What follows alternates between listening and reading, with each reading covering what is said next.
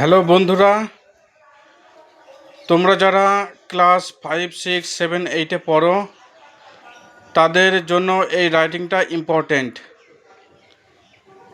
এখন বৃষ্টিপাতের সময় চলছে, তাই তোমাদের সেকেন্ড সামাটিভ এক্সামিনেশনে এই রেইনি ডে সম্পর্কে রাইটিং লিখতে দিতে পারে।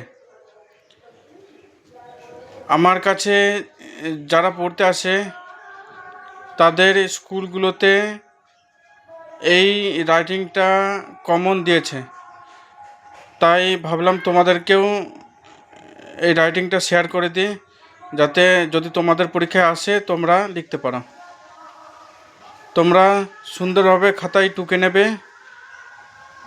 তারপরে এই রাইটিংটা দেখে দেখে লিখবে। 3 লাইন করে লিখে লিখে মুখস্থ করবে, দেখবে পুরোটাই মুখস্থ হয়ে যাবে।